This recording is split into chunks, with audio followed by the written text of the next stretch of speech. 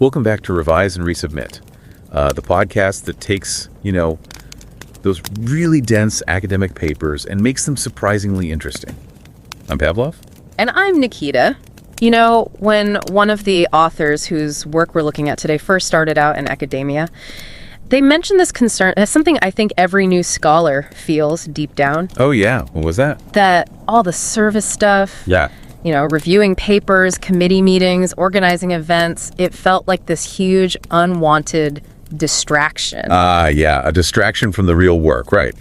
Research and teaching, I get that. Exactly. But the response they got from a really respected senior academic wasn't like a telling off or anything. It was actually quite profound. Just a simple smile and this question. What was it?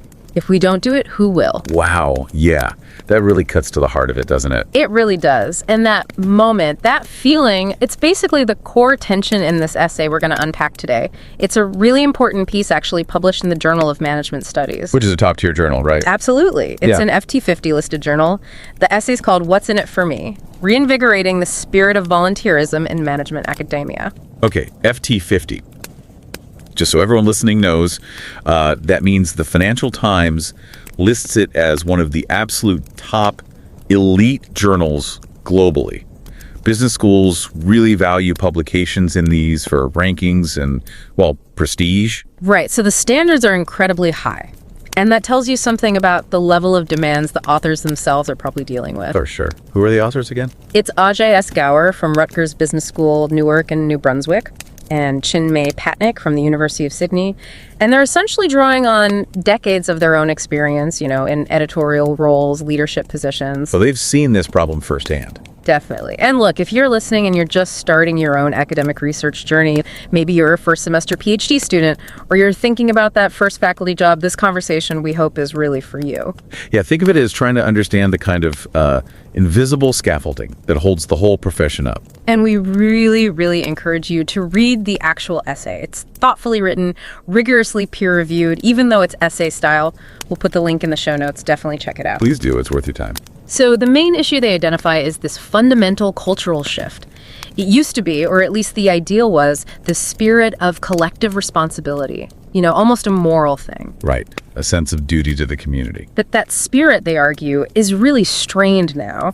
It's giving way to something much more pragmatic, maybe even a bit cynical, this calculation of what's in it for me. Exactly. That phrase. And this erosion of volunteerism, this decline in people willing to step up, it's apparently starting to affect the health of the whole academic system. Okay, so how do they show this? What's the evidence? Is it data-driven or more observational? Well, since it's an essay drawing on experience, it's largely based on their deep observations as academic leaders. They talk about trying to recruit volunteers for committees, conference roles, whatever. And it's hard going. They describe it as feeling like a game of attrition. Just trying to wear people down until someone says yes. It sounds pretty demoralizing, honestly. Filling necessary roles isn't easy anymore. Mm-hmm. Do they give specifics? Like for journal reviewing?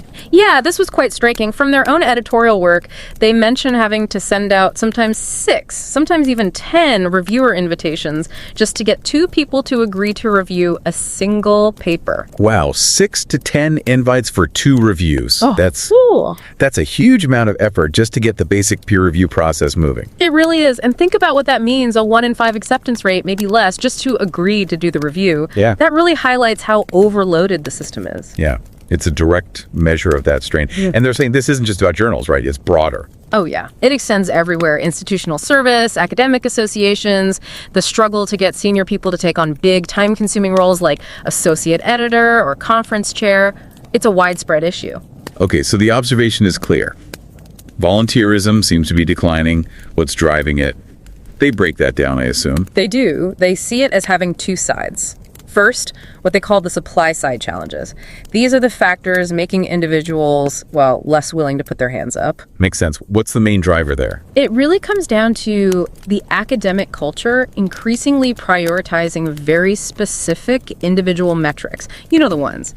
Publications in top journals, citation counts, getting grant money. Right. The things that directly impact your career progression, especially early on. Exactly. So if a task like service doesn't clearly feed into those metrics, it starts to feel like, like time you can't afford to spend. Which leads to that instrumental lens they talk about, viewing service purely through a cost-benefit analysis for your own career. Precisely. What's the payoff for me? And unless the role is really high profile, like maybe being an associate editor at a top journal, it often just doesn't get prioritized.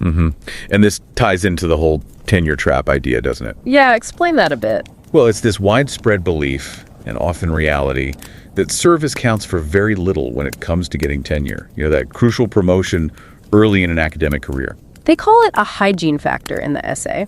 Can you unpack that for listeners maybe not familiar with the term? What does hygiene factor mean here? Yeah, sure. It draws on Herzberg's theory in organizational psychology. Basically, hygiene factors are things like your salary or basic working conditions.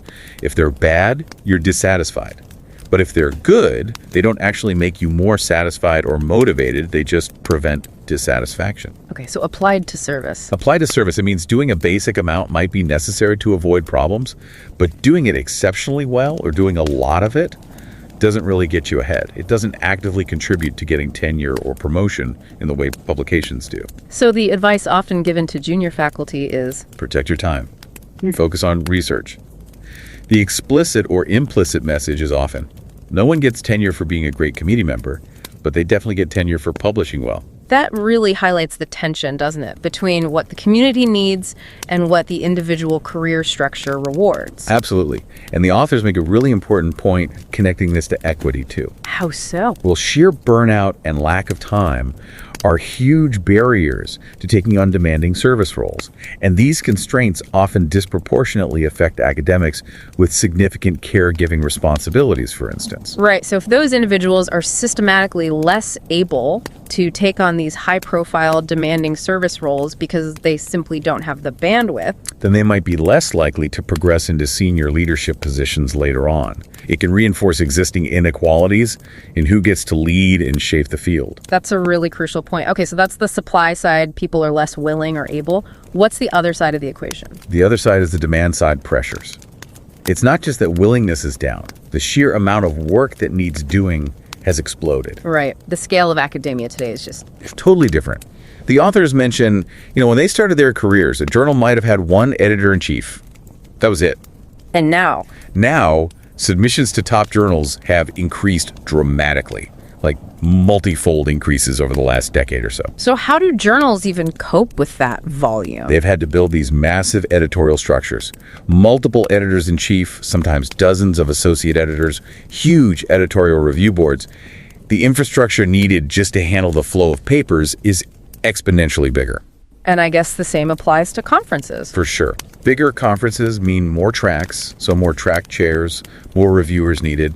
Plus, the expectations have gone up too. People expect really rigorous reviews, professionally managed events. So it's more work, needing more people, and under higher expectations. Exactly. And then there's the specialization problem. Ah, right. Research fields get narrower and narrower. Yeah.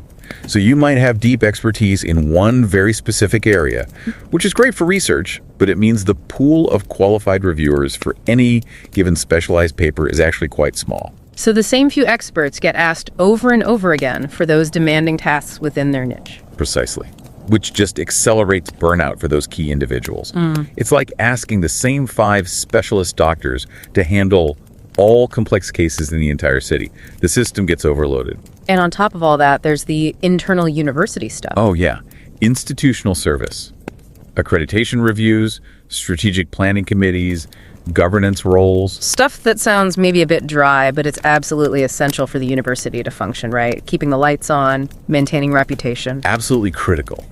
But it's often incredibly time-consuming. It involves months of work, and yet It rarely counts significantly towards promotion or tenure. It's often invisible in career evaluations. Exactly. It's necessary institutional work that pulls people away from the research that does get rewarded, Yeah. adding yet another layer of strain. So putting it all together, declining willingness, exploding demand, the authors are saying this poses a serious risk. A profound risk, yeah. Because if this invisible infrastructure of volunteerism starts to crumble, if peer reviews become rushed or superficial, if committee oversight weakens, it really threatens the foundations of academic quality and rigor. which could ultimately damage trust in what universities and researchers produce. Which is the last thing we need, frankly. Okay, so it sounds pretty concerning, but they do offer solutions, right? Ways to try and rebuild this culture. They do. They outline several practical approaches. The first one starts right at the beginning of the pipeline, instilling value in doctoral training. Meaning PhD programs need to do more. Essentially, yes. They point out that PhD programs are obviously laser-focused on research skills and teaching skills to some extent, but training for service often gets overlooked. So the idea is to build it in early, make it part of the professional development. Exactly. Cultivate that sense of responsibility from the start. Treat service not just as a chore you have to do later, but as professional skill you learn and develop. Okay, but wait. If you push service onto PhD students who are already under immense pressure to publish and finish their dissertation, aren't you just starting the burnout cycle even earlier? How do they address that tension? That's a fair question. And they emphasize it's about structured, balanced exposure, not just dumping tasks on students. It's about mentorship. Okay, like what kind of exposure? They give examples like getting PhD students involved in helping organize doctoral consortia, or, importantly, having faculty mentors bring their PhD students in as co-reviewers on a journal manuscript. Ah, so it's supervised. Critically supervised. The mentor doesn't just assign the review, they walk the student through the process, teach them how to write a constructive, helpful developmental review. I see. So it demystifies the process, builds skills, gives a sense of contribution, but hopefully without adding an overwhelming burden. That's the goal. It frames service as part of professional learning, guided by a mentor, rather than just another task added to the pile. Okay, that makes sense. Mentorship, not delegation. What's the second solution? The second one focuses on senior scholars as role models. Their role in setting the tone. Exactly. Senior faculty have a huge influence on norms. If they visibly value and prioritize service and talk about it as an opportunity for growth and contribution, not just a burden, that sends a powerful signal. They share an example of this, right? Yeah, the first author mentions being mentored by an editor-in-chief early in his career. He got practical exposure to how editorial work happens, saw how it could be managed alongside research, all under guidance. So it's about showing, not just telling, and guiding junior colleagues on how to balance these things. Right, and crucially, senior scholars need to avoid hoarding those developmental opportunities. So they need to actively pass the torch, mentor diverse junior colleagues into these roles, and not create bottlenecks. Good point. Okay, so training early, role models. What's the third area? This feels like the big structural one. It is. It's about revising reward structures, making service count. Because volunteerism relies on goodwill, but the current academic system runs hard on tangible rewards. Precisely. Intrinsic motivation is vital, but you can't ignore the extrinsic reward system. The authors argue institutions need to get serious about recognizing service. How? Like actually building it into workload models? Yes, explicitly incorporating significant service into workload calculations and, importantly, into promotion and tenure criteria, moving it beyond just being that peripheral hygiene factor. So for really demanding roles like being an associate editor or chairing a major conference, maybe allocating actual workload credits, recognizing the immense time commitment. Exactly. Acknowledging the time and the expertise involved. It's not just institutions, journals and publishers can help too. How can they contribute? By providing better support for the volunteers, offering proper training for reviewers and editors, providing administrative support to ease the burden, running workshops, things to professionalize these roles. And build a sense of community among those doing the work. Yeah, fostering that sense that you're part of a collective effort and that your contribution is valued and supported, it helps combat the isolation and burnout. So pulling it all together, the core message seems to be that this volunteer spirit, this service, it's like the hidden infrastructure keeping the whole academic enterprise running. Absolutely. It's invisible, often thankless, but utterly essential. And restoring it isn't easy. It requires, as the authors say, courage. Courage to challenge those narrow definitions of success that focus only on individual metrics. Yeah, and a real commitment from everyone at all career stages to step up and contribute. So that initial question, if we don't do it, who will? It really resonates throughout their argument. It does. And they leave us with a powerful twist on the question that started their essay. Instead of asking, what's in it for me, when that next service request lands in your inbox. That review invitation, that committee nomination. Right. Instead of that pragmatic calculation, they challenge us all, everyone in academia, to ask a different question, a much more profound one. Which is? What happens if we don't?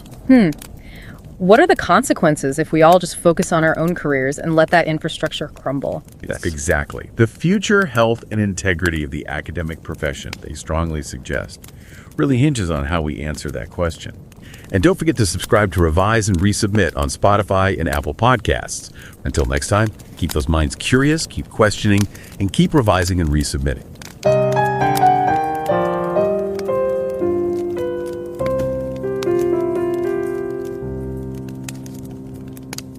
Revise and রিসাবমিটে স্বাগতম। আমি Pavlov. আর আমি নিকিতা। প্রায় 2 দশক আগের কথা, মানে যখন আজকের আলোচনার লেখকরা প্রথম একাডেমিক জগতে ঢুকলেন আর কি, হ্যাঁ, তখন কিন্তু এই স্বেচ্ছাসেবী ভূমিকা মানে ভলান্টিয়ার হিসেবে কাজ করা এটাকে পেশার একটা খুব স্বাভাবিক অংশ বলে মনে করা হতো। হ্যাঁ ঠিক, নিজেদের ওই একাডেমিক কমিউনিটির অংশ মনে হতো, একটা দায়িত্বও মনে হতো, তাই না? একদম। তাদের মনে আছে যেমন ধরুন এশিয়া একাডেমি অফ ম্যানেজমেন্টের কনফারেন্স হতো, সেটার আয়োজন করা, আচ্ছা, জার্নালের জন্য পেপার রিভিউ করা, অ্যাসোসিয়েট এডিটর হওয়া, এগুলোতে কেমন একটা স্বতঃস্ফূর্ত ভাব ছিল। ঠিক। সিনিয়ররা শুধু যে অ্যাডভাইস দিতেন তা নয়, তারা নিজেরাও কিন্তু কাজে নামতেন। হ্যাঁ, সক্রিয়ভাবে করতেন। আর রিভিউয়াররাও চট করে কাজটা নিয়ে নিতেন, মানে একটা কি বলে, একটা কালেকটিভ দায়িত্ববোধ ছিল সবার মধ্যে। যদিও মাঝে মাঝে মনে হতো এই সেবা বা ভলেন্টিয়ারিংয়ের কাজগুলো হয়তো আসল কাজ, মানে রিসার্চ আর টিচিং থেকে সময় নিয়ে নিচ্ছে। হ্যাঁ, এটা মনে হওয়াটা স্বাভাবিক। লেখকদের একজন তো একবার তার এক সিনিয়র কলিগকে, বেশ নামকরা স্কলার, তাকে বলেও ফেলেছিলেন এই চিন্তার কথাটা। ও আচ্ছা, কি বললেন তিনি? তিনি শুনে শুধু হেসেছিলেন আর বলেছিলেন, আমরা যদি না করি তবে কে করবে? খুব সাধারণ কথা, কিন্তু খুব দামি কথা, সত্যি। মানে একাডেমিক জগৎটা তো এভাবেই চলে, তাই না? সবার একটু একটু কন্ট্রিবিউশনের ওপর, নিজের তাৎক্ষণিক লাভের বাইরে গিয়ে। কিন্তু সেই দিন আর আজকের দিনে অনেক তফাৎ। সেটাই লেখকরা বলছেন, ওই সম্মিলিত চেতনাটা এখন বেশ দুর্বল হয়ে গেছে। মানে লেখকরা তো এখন নিজেরাই বেশ সিনিয়র, বড় জার্নালের এডিটর ইন চিফ, একাডেমিক অ্যাসোসিয়েশনের নেতা। হ্যাঁ, এবং তারা দেখছেন যে এখন এই ভলেন্টিয়ার রোলগুলোর জন্য লোক পাওয়াটাই বিরাট চ্যালেঞ্জ। মানে রিভিউয়ার বলুন, কনফারেন্স অর্গানাইজার বা কোনো কমিটির মেম্বার খুঁজে পাওয়া মুশকিল, খুবই মুশকিল। তারা উদাহরণ দিয়েছেন যে জার্নালগুলোতে তারা এডিট করেছেন, সেখানে একটা পেপারের জন্য মাত্র 2 জন রিভিউয়ার পেতে। শুনলে অবাক হবেন, 6 থেকে 10টা ইনভিটেশন পাঠাতে হয়। বলেন কি, মাত্র 2 জনের জন্য এতজনকে রিকোয়েস্ট করতে হয়? হ্যাঁ, এমনকি সিনিয়র স্কলারদেরও অ্যাসোসিয়েট এডিটর হিসেবে কাজ করতে রাজি করানোটা বেশ কঠিন। অনুরোধ করলে হয় উত্তর আসে না, অথবা খুব পোলাইটলি রিফিউজ করে দেন, বলেন সময়ের অভাব, অন্য কাজ আছে। তার মানে আগেকার দিনের ওই দায়িত্ব ভাগ করে নেওয়ার মানসিকতাটা, সেটা এখন মারি যাচ্ছে। এখন ব্যাপারটা হয়ে দাঁড়াচ্ছে একটা হিসাবের মতো, এটা করলে আমার কি লাভ, বা হোয়াটস ইন ইট ফর মি। এই নিয়েই তাহলে আজকের আলোচনাটা। এই পর্যবেক্ষণগুলো এসেছে আজাই এস গোর, তিনি রুটগার্স বিজনেস স্কুলে আছেন, আর চিন্ময় পট্টনায়ক, তিনি ইউনিভার্সিটি অফ সিডনিতে। হ্যাঁ, তাদের একটা প্রবন্ধ, শিরোনামটা ওই প্রশ্নটাই, what's in it for me, reinvigorating the spirit of volunteerism in management academy. আর ছাপা হয়েছে খুব নামকরা একটা জার্নালে, জার্নাল অফ ম্যানেজমেন্ট স্টাডিজ। এটা কিন্তু FT50 লিস্টেড, মানে ফাইন্যান্সিয়াল টাইমস স্বীকৃত প্রথম সারির জার্নালগুলোর একটা। খুবই গুরুত্বপূর্ণ একটা জার্নাল। তাই যারা এই আলোচনা শুনছেন তাদের সবাইকে অনুরোধ করব এই লেখাটা একটু সময় করে পড়ে দেখতে। খুব চিন্তাভাবনা করে লেখা আর পিয়ার রিভিউড। লিঙ্কটা শো নোটসে দেওয়া থাকবে। আজকের আলোচনাটা মূলত এই প্রবন্ধটাকে ঘিরেই। আমরা একটু বোঝার চেষ্টা করব যে কেন একাডেমিক জগতে এই স্বেচ্ছাসেবার মানসিকতায় ভাটা পড়ছে, আর এর প্রভাবটাই বা কী। বিশেষ করে যারা নতুন গবেষণা শুরু করছেন বা করবেন ভাবছেন, তাদের জন্য এই আলোচনাটা খুব দরকারি হতে পারে। ঠিক, কারণ এটা একাডেমিক লাইফের একটা অন্য দিক তুলে ধরে, যেটা হয়তো সবসময় সামনে আসে না। মানে রিসার্চ পেপার লেখা বা ক্লাস নেওয়ার বাইরেও যে একটা জগৎ আছে। আর এই প্রবন্ধটার অ্যাপ্রোচটাও কিন্তু একটু অন্যরকম, তাই না? মানে এটা তো আর 5টা ডেটা ভিত্তিক গবেষণা নয়। না, একদমই নয়। লেখকরা এখানে কোনো সার্ভে বা প্রচুর ডেটা অ্যানালাইসিস করেননি।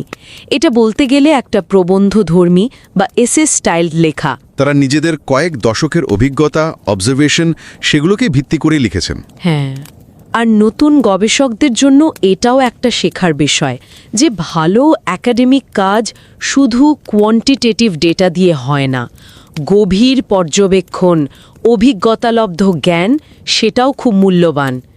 এটাই এই পেপারের মেথোডোলজি বলতে পারেন, অভিজ্ঞতা থেকে একটা তত্ত্ব বা আন্ডারস্ট্যান্ডিং তৈরি করা। আচ্ছা, তাহলে মূল সমস্যাটা এই যে ভলেন্টিয়ার খুঁজে পাওয়ার এত কষ্ট। এটাকে লেখকরা শুধু একটা অ্যাডমিনিস্ট্রেটিভ সমস্যা হিসেবে দেখছেন না, তারা বলছেন এটা আসলে একাডেমিক কমিউনিটির ভেতরে যে একটা কালেকটিভ স্পিরিট থাকে সেটার ক্ষয়। মানে আগের সার্ভিস ওরিয়েন্টেশন বা সেবার মানসিকতার জায়গায় এখন চলে আসছে পার্সোনাল গেইন বা ব্যক্তিগত লাভ ক্ষতির হিসেব। আর এখান থেকেই ওই সিরিয়াস প্রশ্নগুলো উঠছে। আচ্ছা, এই অবস্থা চলতে থাকলে জার্নালগুলোর কোয়ালিটি কে দেখবে? কে স্ট্যান্ডার্ড বজায় রাখবে? হ্যাঁ, বা আমাদের এই একাডেমিক প্রতিষ্ঠানগুলো যেমন অ্যাসোসিয়েশন, কনফারেন্স, এগুলোকে এগিয়ে নিয়ে যাবে কারা? এগুলো কিন্তু বেশ ভাবার মতো প্রশ্ন। তো কারণটা কি? কেন এমন হচ্ছে? লেখকরা দুটো দিকের কথা বলেছেন, তাই না? সাপ্লাই সাইড আর ডিমান্ড সাইড। হ্যাঁ, প্রথমে সাপ্লাই সাইডের কথাই ভাবা যাক। মানে যারা সেবাটা দেবেন সেই একাডেমিকদের দিক থেকে কি সমস্যা হচ্ছে, কেন তারা আগের মতো এগিয়ে আসছেন না বা আসতে পারছেন না? কেন কম লোক আগ্রহী? এর পেছনে কয়েকটা কারণ আছে। একটা বড় কারণ হলো একাডেমিক কালচারের বদল। এখন ফোকাসটা অনেক বেশি ইন্ডিভিজুয়াল অ্যাচিভমেন্টের ওপর। যেমন কটা পেপার পাবলিশ হলো, সাইটেশন কত বাড়লো, কত টাকার গ্র্যান্ট এলো, এইগুলোর গুরুত্ব অনেক বেড়ে গেছে। সেবামূলক কাজ বা সার্ভিস অ্যাক্টিভিটি সেখানে একটু পিছিয়ে পড়েছে। আচ্ছা। দ্বিতীয়ত একটা ইনস্ট্রুমেন্টাল লেন্স বা যান্ত্রিক দৃষ্টিভঙ্গি কাজ করছে। মানে কোনো সেবার কাজে যুক্ত হওয়ার আগে অনেকে ভাবছেন, আচ্ছা এটা করলে আমার ক্যারিয়ারে সরাসরি কি লাভ হবে? এই প্রশ্নটা খুব বড় হয়ে উঠছে। আর টেনিওর, পার্মানেন্ট চাকরি, প্রমোশন, এই সিস্টেমগুলো কি এই ভাবনাকে আরও উস্কে দিচ্ছে? অবশ্যই। লেখকরা তো বলছেন তাদের নিজেদের জুনিয়র অবস্থায় অনেকেই সিনিয়ররা উপদেশই দিয়েছিলেন যে সময় বাঁচাও, ভালো সিটিজেন হওয়ার জন্য কেউ টেনিওর দেয় না, শুধু পাবলিকেশনই গোনা হয়। তার মানে সার্ভিসকে খুব একটা গুরুত্ব দেওয়া হয় না প্রমোশনের সময়। অনেক ক্ষেত্রেই এটাকে একটা হাইজিন ফ্যাক্টর হিসেবে দেখা হয়।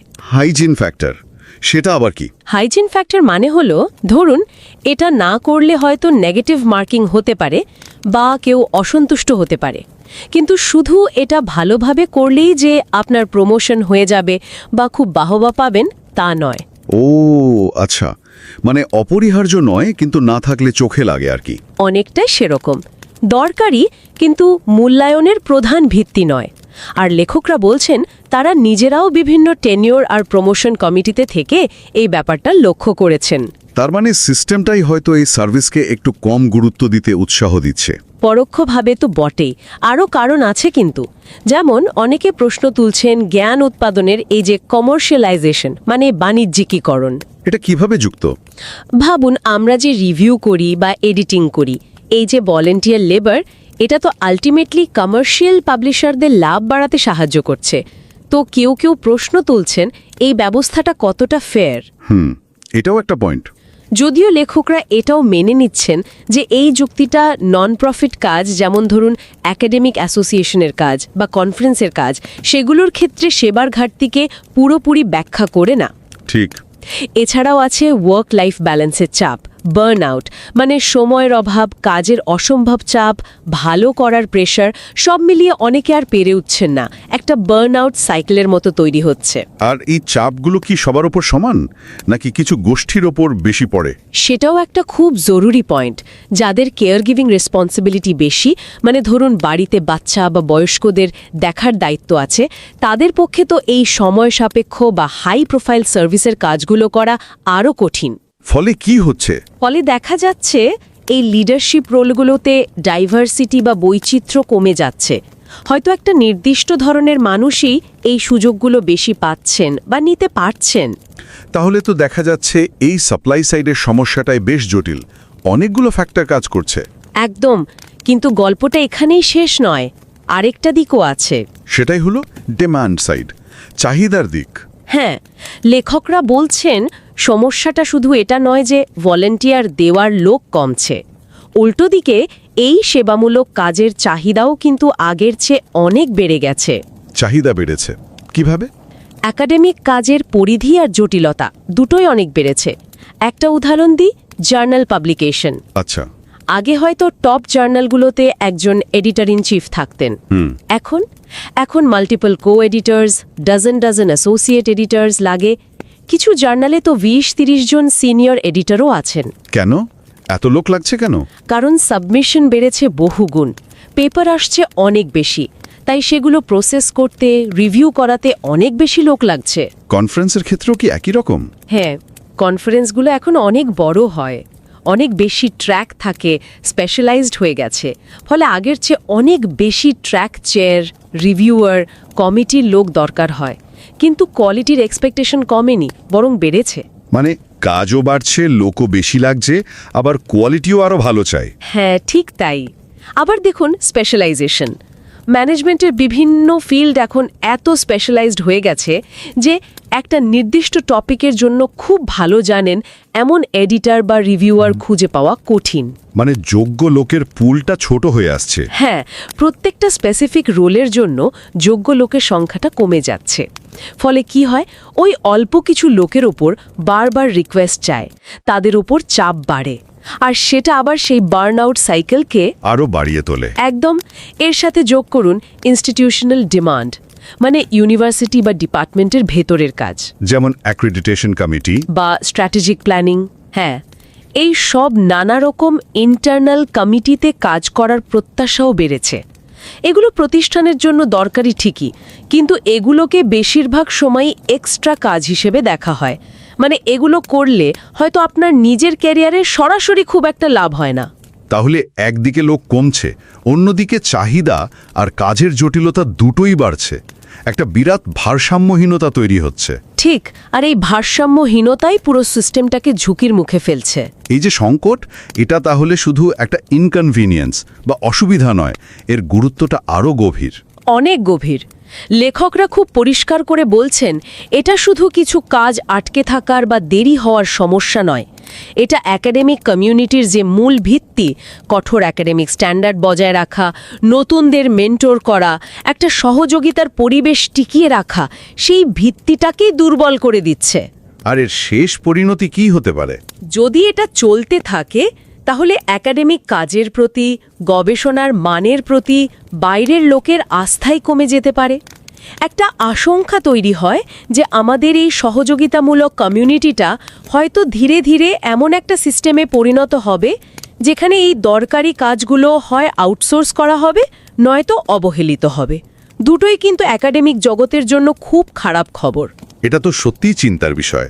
তাহলে উপায় কি? এই অবস্থা থেকে বেরোনোর পথ কি? লেখকরা কি সমাধানের কোনো ইঙ্গিত দিয়েছেন? হ্যাঁ, তারা সমাধানের কথাও ভেবেছেন, এবং তাদের মূল ফোকাসটা হলো কালচারটাকে রিভাইভ করা বা পুনর্গঠন করা।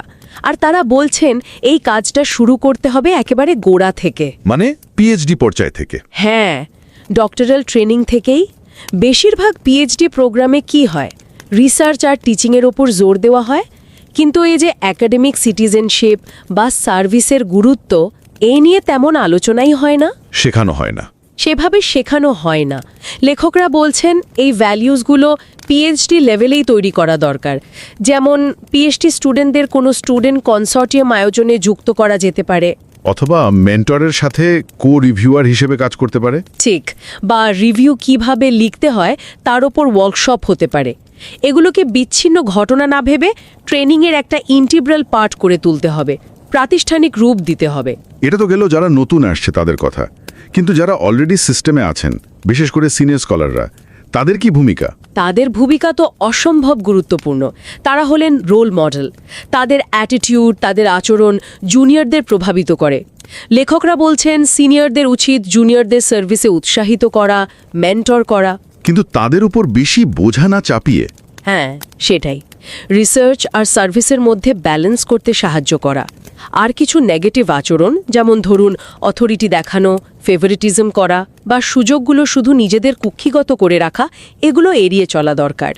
সিনিয়রদের পজিটিভ রোল জুনিয়রদের মধ্যে সার্ভিসের মানসিকতা তৈরিতে বিরাট ফারাক গড়ে দিতে পারে। আচ্ছা, আর তৃতীয় যে ব্যাপারটা প্রায়ই ওঠে, রিকগনিশন বা স্বীকৃতি।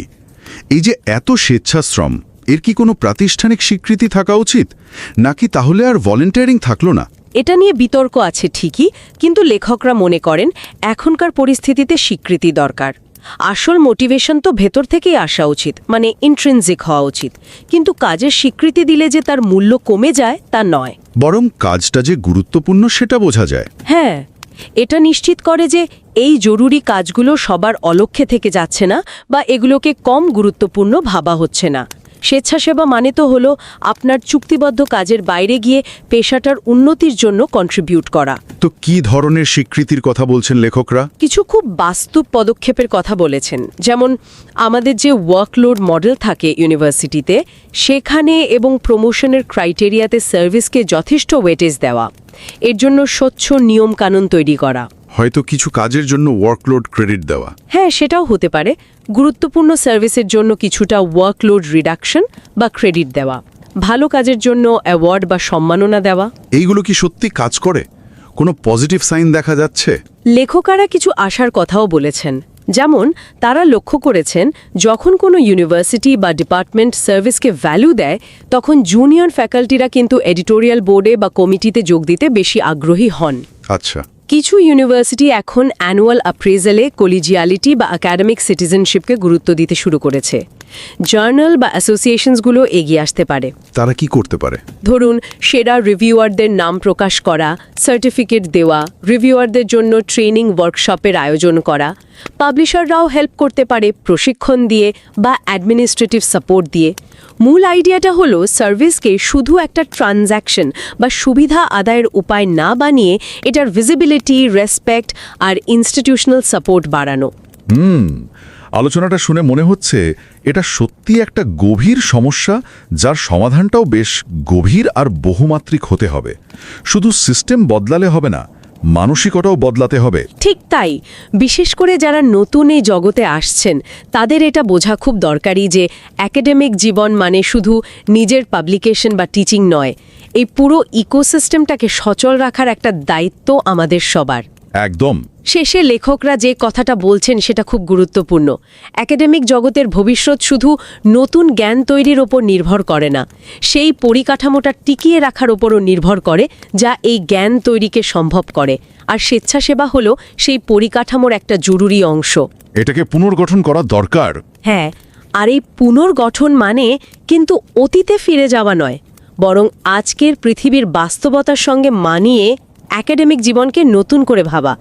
এর জন্য দরকার পুরস্কার ব্যবস্থায় নতুনত্ব, সাফল্যের পুরনো ধারণাকে চ্যালেঞ্জ করার সাহস, আর সব স্তরের স্কলারদের একটা কমিটমেন্ট দরকার, সার্ভিসকে বোঝা না ভেবে একটা কালেকটিভ রেসপন্সিবিলিটি হিসেবে দেখা।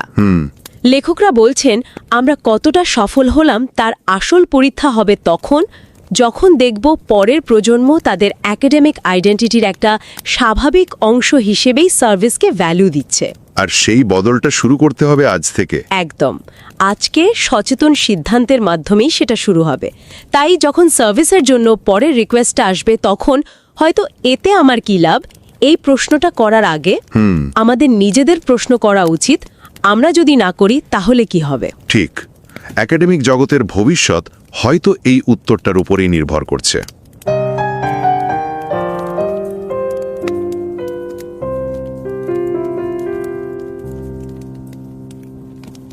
नमस्कार। रिवाइज एंड रीसबमिट में आपका स्वागत है। मैं हूं पावलोव और मैं हूं निकिता। सोचिए, आज से कोई 20 साल पहले जब कोई नया अकादमिक दुनिया में कदम रखता होगा, तो ये सम्मेलनों का आयोजन करना या रिसर्च पेपर्स को रिव्यू करना, ये सब मतलब पेशे का एक स्वाभाविक हिस्सा लगता था। हाँ बिल्कुल, जैसे आप उस समुदाय का हिस्सा हैं तो ये आपकी जिम्मेदारी भी है, कुछ इस तरह का भाव। सही कहा। लेखकों ने अपने शुरुआती अनुभव याद किए हैं, जैसे एशिया एकेडमी ऑफ मैनेजमेंट के लिए सम्मेलन आयोजित करना या जर्नल्स के लिए मैन्युस्क्रिप्ट्स रिव्यू करना। पर उस समय ऐसा लगता है सीनियर साथी न सिर्फ रास्ता दिखाते थे बल्कि खुद भी काफी सक्रिय रहते थे। हाँ, समीक्षक भी फौरन असाइनमेंट ले लेते थे।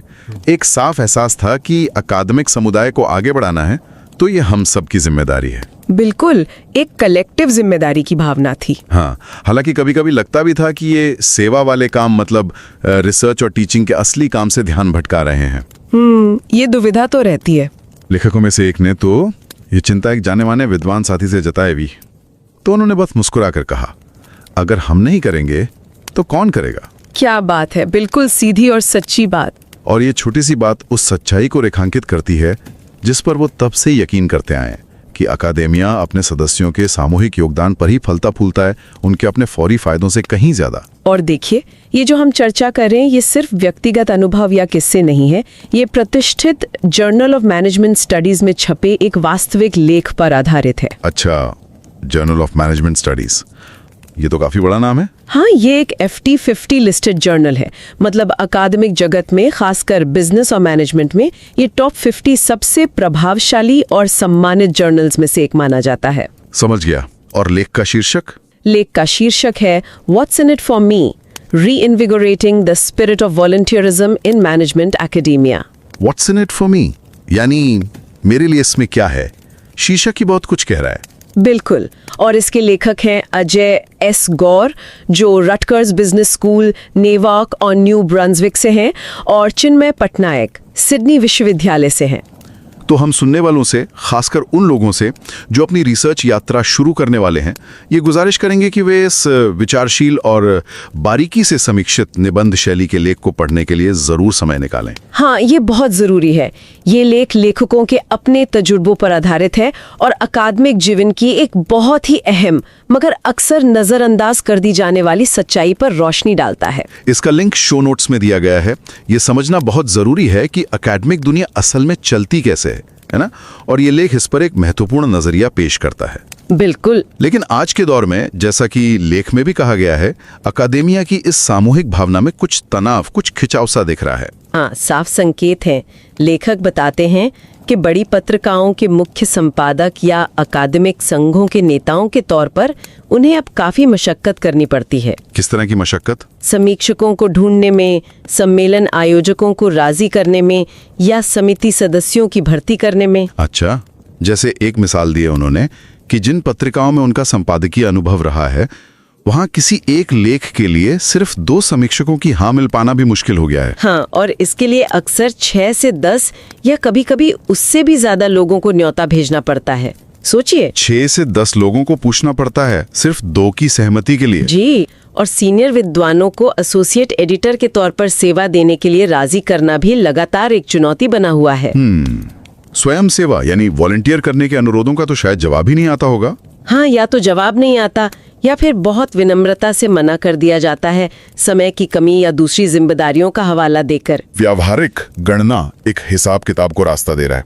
भाई मेरे लिए इसमें क्या है? बिल्कुल, वो सेवा भाव से हटकर व्हाट्स इन इट फॉर मी वाली सोच हावी हो रही है, और ये बदलाव वाकई चिंताजनक है। और ये बहुत अहम सवाल भी खड़े करता है ना, जैसे हमारी पत्रिकाओं की अकादमिक गुणवत्ता कौन सुनिश्चित करेगा? हाँ, और हमारे संस्थानों को भविष्य में कौन संभालेगा?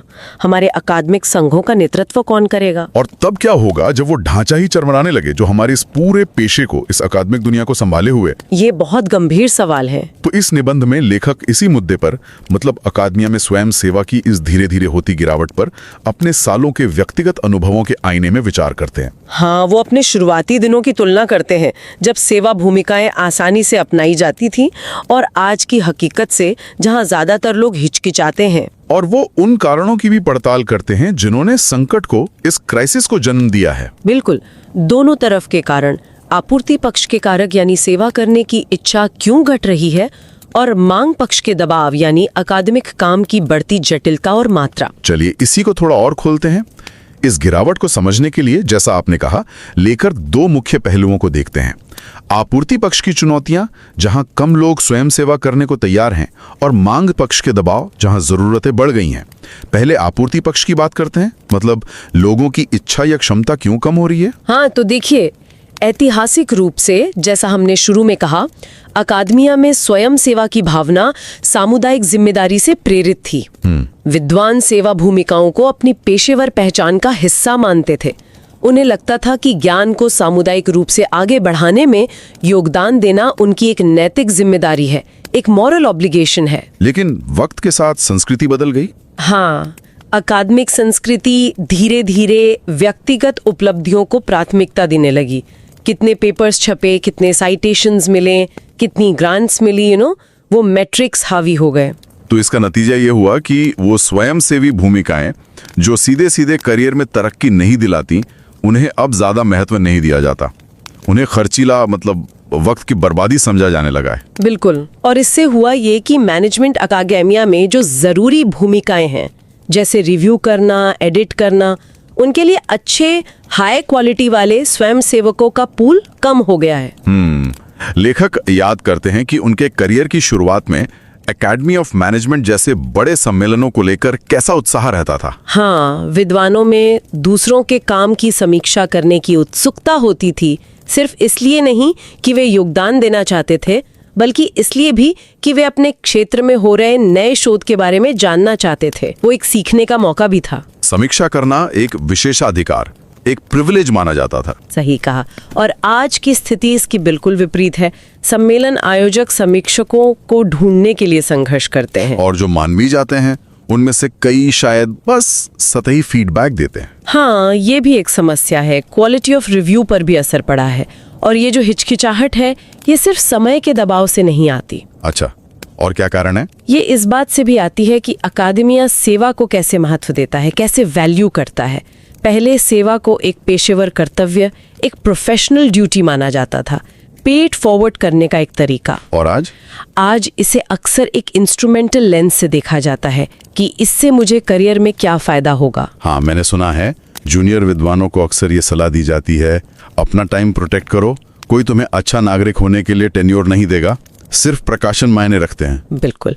और ये सलाह इसी प्रचलित धारणा से आती है कि टेन्योर और प्रमोशन के मूल्यांकन में सेवा योगदान का वजन बहुत कम होता है, ज्यादा से ज्यादा एक हाइजीन फैक्टर। मतलब अगर आपने बिल्कुल सेवा नहीं की तो शायद नेगेटिव मार्किंग हो जाए, लेकिन अगर आपने बहुत अच्छी सेवा की है तो उससे कोई खास पॉजिटिव फायदा नहीं मिलेगा टेन्योर डिसीजन में। समझ गया। तो जब सिस्टम ही रिसर्च और टीचिंग को प्राथमिकता देता है, तो फैकल्टी सदस्य स्वाभाविक रूप से स्वयंसेवी भूमिकाओं को कम प्राथमिकता देंगे। जाहिर है, लेखकों का अपना अनुभव भी यही कहता है। कई टेन्योर और प्रमोशन कमेटियों में सेवा करने के बाद कि सेवा योगदान को अक्सर नजरअंदाज कर दिया जाता है, या उसे प्रमोशन निर्णयों का अभिन्न अंग मानने के बजाय एक साइड की चीज माना जाता है। इसमें ज्ञान उत्पादन के व्यावसायीकरण यानी कमर्शियलाइजेशन की भी कोई भूमिका है, जैसे बड़े पब्लिशिंग हाउस जो मुनाफा कमाते हैं? हाँ, कुछ हद तक जरूर है। कुछ विद्वान ये सवाल उठाते हैं कि अकादमिक प्रकाशन का मौजूदा ढांचा, जहां स्वयंसेवी श्रम से, मतलब रिव्यूअर्स और एडिटर्स की मेहनत से कमर्शियल कंपनियों को फायदा होता है, क्या ये टिकाऊ है? ये वैलिड पॉइंट है। बिल्कुल है। लेकिन ये चिंता सेवा में भागीदारी की जो व्यापक गिरावट है, उसकी पूरी तरह से व्याख्या नहीं करती, क्योंकि ये गिरावट तो नॉन कमर्शियल एकेडमिक संघों, सम्मेलनों और यहाँ तक कि यूनिवर्सिटी के अंदर की सेवा, इंस्टीट्यूशनल सर्विस तक फैली हुई है। सही बात है। इसके अलावा वर्क लाइफ बैलेंस की चिंताएं और बर्नआउट भी एक बड़ा मुद्दा है। जो फैकल्टी सदस्य पहले से ही ओवरबर्डन महसूस करते हैं, वो अतिरिक्त सेवा जिम्मेदारियां लेने से कतराते हैं, खासकर वो जिनमें लगातार जुड़ाव की जरूरत होती है। और ये वर्क लाइफ की बाधाएं शायद अलग अलग लोगों को अलग अलग समय पर ज्यादा प्रभावित करती होंगी, जैसे जिनके ऊपर घर की जिम्मेदारियां ज्यादा हैं। बिल्कुल। लेखकों ने संपादकों और विभाग सहयोगियों के रूप में अपने अनुभव में ये देखा है कि जिन शिक्षाविदों पर देखभाल की महत्वपूर्ण जिम्मेदारियां होती हैं, चाहे वो बच्चों की हो या बुजुर्ग माता पिता की, उन्हें अक्सर करियर बढ़ाने वाली गतिविधियों और ज्यादा समय लेने वाली सेवा प्रतिबद्धताओं के बीच बहुत मुश्किल चुनाव करने पड़ते हैं। और इससे शायद हाई प्रोफाइल सेवा भूमिकाओं में विविधता भी कम होती होगी। हाँ, ये बाधाएं ऐसी भूमिकाओं में भागीदारी को सीमित कर सकती हैं, जिससे नेतृत्व पदों के लिए विविध उम्मीदवारों की पाइपलाइन कमजोर होती है और मौजूदा असमानताएं और मजबूत हो सकती हैं। तो ये तो हुई आपूर्ति पक्ष की बात, मतलब लोगों की इच्छा, क्षमता और परिस्थितियों की चुनौतियां। अब देखते हैं कि मांग की तरफ से क्या दबाव है। क्या सेवा की जरूरतें भी बढ़ गई हैं? हाँ, बिल्कुल। ये कहानी का दूसरा पहलू है। स्वयं सेवा में गिरावट सिर्फ सेवा करने की इच्छा कम होने का मामला नहीं है, ये उन लोगों पर बढ़ते दबाव को भी दिखाता है जो आगे आते हैं और सेवा करते हैं। कैसे? क्या काम बढ़ गया है? बहुत ज्यादा। लेखकों ने सालों में देखा है कि एकेडमिक काम का पैमाना और जटिलता दोनों नाटकीय रूप से बढ़े हैं। प्रकाशन इसका एक साफ उदाहरण है। अच्छा, कैसे? जब लेखकों ने अपना करियर शुरू किया था तो ज्यादातर पत्रिकाएं एक ही प्रधान संपादक यानी एडिटर इन चीफ और एक छोटे संपादकीय बोर्ड पर निर्भर थीं। आज बड़ी पत्रिकाओं को आने वाले सबमिशंस के भारी संख्या से निपटने के लिए कई एडिटर इन चीफ, दर्जनों एसोसिएट एडिटर्स और समीक्षकों की एक बहुत बड़ी टीम की जरूरत होती है। इतनी ज्यादा? हाँ, लेखकों के अपने संपादकीय अनुभव बताते हैं कि जिन पत्रिकाओं से वो जुड़े रहे हैं उनमें पिछले एक दशक में सालाना सबमिशंस की संख्या कई गुना बढ़ गई है। इस वॉल्यूम को संभालने के लिए कुछ टॉप जर्नल्स को अब 20-30 से ज्यादा सीनियर एडिटर्स की जरूरत पड़ती है। बाप रे, 20-30 सीनियर एडिटर्स एक जर्नल के लिए? जी। और यही हाल शायद सम्मेलनों का भी है। बिल्कुल, सम्मेलन संगठन ने भी यही रास्ता अपनाया है। जैसे जैसे सम्मेलनों का आकार और दायरा बढ़ा है, उन्हें पहले से कई ज्यादा ट्रैक चेयर्स, समीक्षक और समिति सदस्यों की जरूरत पड़ती है। लेकिन काम बढ़ने के साथ क्या गुणवत्ता की उम्मीदें कम हुई हैं? नहीं, मजे की बात यह है कि गुणवत्ता की अपेक्षाएं कम नहीं हुई हैं, बल्कि बढ़ी ही है। ज्यादा कठोर समीक्षाओं की मांग, ज्यादा विस्तृत कॉन्फ्रेंस कार्यक्रमों की उम्मीद, पेशेवर इवेंट मैनेजमेंट की जरूरतें, ये सब बढ़ गया है। और इसमें स्पेशलाइजेशन का भी रोल है, जैसे जैसे फील्ड्स ज्यादा स्पेशलाइज्ड हो रही हैं। हाँ, वो जटिलता की एक और परत जोड़ता है। अब उप क्षेत्रों यानी सब फील्ड्स को भी गहरी विशेषज्ञता वाले संपादकों, समीक्षकों और आयोजकों की जरूरत होती है। इसका मतलब है कि हर भूमिका के लिए जो योग्य विद्वान उपलब्ध हैं, उनका पूल और भी छोटा हो जाता है। बिल्कुल, जैसा कि कुछ शोध बताते हैं, आजकल अकादमिक भूमिकाओं के लिए पहले की तुलना में ज्यादा योग्यता और विशेषज्ञता के गहरे स्तर की जरूरत होती है। नतीजा ये होता है कि अक्सर उन्हीं गिने चुने लोगों से बार बार मुश्किल सेवा असाइनमेंट लेने के लिए कहा जाता है। और इससे फिर वही ओवरवर्क और बर्नआउट का दुष्चक्र बनता है। सही कहा। और संस्थागत मांगे भी बड़ी है ना, यूनिवर्सिटी के अंदर की कमेटियां वगैरह। हाँ, बाहरी मांगों के साथ साथ संस्थागत मांगे भी बढ़ी हैं। बिजनेस स्कूल या यूनिवर्सिटीज अब फैकल्टी सदस्यों से उम्मीद करते हैं कि वे एक्रेडिटेशन कमेटियों में, स्ट्रेटेजिक प्लानिंग टास्क फोर्सेज में, आंतरिक गवर्नेंस बॉडीज में सेवा दें। और ये सब उनके रिसर्च और टीचिंग दायित्वों के अलावा है? जी हाँ, और ये भूमिकाएं संस्थान के कामकाज के लिए जरूरी तो है, लेकिन इन्हें शायद ही कभी करियर की उन्नति में गिना जाता है। अक्सर इन्हें सार्थक प्रोफेशनल योगदान के बजाय अतिरिक्त काम या बोझ माना जाता है। तो कुल मिलाकर असर यह है कि अकादमिक सेवाओं की मांग में भारी बढ़ोतरी हुई है, लेकिन इसे पूरा करने के इच्छुक या सक्षम विद्वानों की संख्या उसी अनुपात में नहीं बढ़ी है। बिल्कुल, यह असंतुलन मौजूदा स्वयंसेवकों पर दबाव को और तीव्र करता है और अकादमिक सेवा में भागीदारी की गिरावट को तेज करता है। एक तरह का विशेष साइकिल बन गया है। ये तो वाकई चिंताजनक तस्वीर है। लेखक ये तर्क देते हैं कि अकादेमिया के भीतर स्वयं सेवा का यह संकट सिर्फ एक असुविधा या इनकन्वीनियंस की बात नहीं है। नहीं, बिल्कुल नहीं। ये हमारे पेशेवर समुदाय की नींव को ही खतरे में डालता है। सोचिए, अगर पांडुलिपियों की समीक्षा करने, सम्मेलनों का आयोजन करने, जूनियर विद्वानों का मार्गदर्शन करने और अकादमिक संघों का नेतृत्व करने के लिए समर्पित स्वयंसेवक ना हो तो क्या होगा? वो पूरा बुनियादी ढांचा ही चरमराने लगेगा, जो रिसर्च, टीचिंग और विद्वानों के आदान प्रदान को बनाए रखता है। वो अदृश्य ढांचा जो सब कुछ थामे हुए है। और बदले में गुणवत्ता और निरीक्षण की इस कमी से क्या होगा? इससे एकेडमिक आउटपुट में विश्वास कम होने का खतरा है। वो कठोर मानदंड, वो रिगर जो लंबे समय से विद्वानों के काम की पहचान रहे हैं, वो कमजोर पड़ सकते हैं। और विश्वास में ये गिरावट तो कोई मामूली बात नहीं है। ये तो अकादमिक शिक्षा के मूल पर ही चोट है। बिल्कुल, कठोरता सुनिश्चित करने वाले मानदंडों और प्रक्रियाओं को बनाए रखने के लिए अगर स्वयंसेवक नहीं होंगे तो भरोसेमंद ज्ञान का प्रसार ही खतरे में पड़ जाएगा।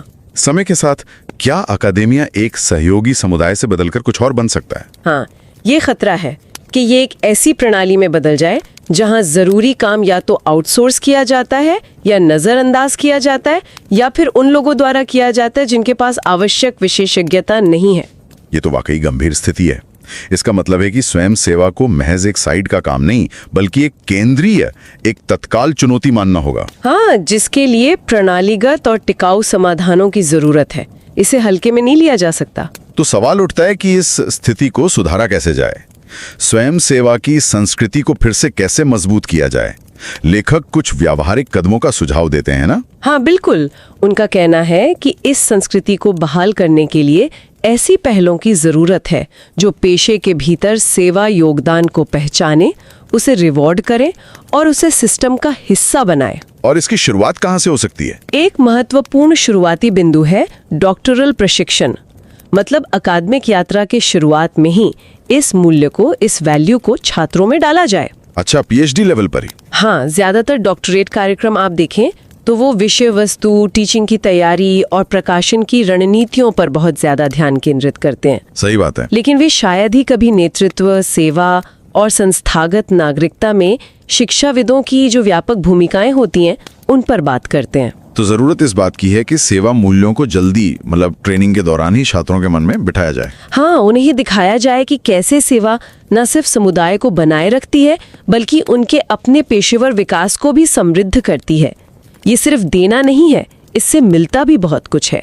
इसके कुछ उदाहरण दिए लेखकों ने, कैसे किया जा सकता है ये? हाँ, उन्होंने अपने अवलोकन बताए हैं, जैसे छात्रों को डॉक्टरेट कंसोर्टियम आयोजित करने में मदद करने के लिए आमंत्रित करना, या फैकल्टी सलाहकार अपने छात्रों को जर्नल लेखों की सह समीक्षा में शामिल कर सकते हैं। सुने व्यवहारिक अनुभव मिलेगा। बिल्कुल, अनुभव भी मिलेगा और पेशे से ज्यादा जुड़ाव भी महसूस होगा। इसमें सीनियर छात्रों द्वारा नए छात्रों को सलाह देने यानी पीयर मेंटरिंग की भी भूमिका हो सकती है।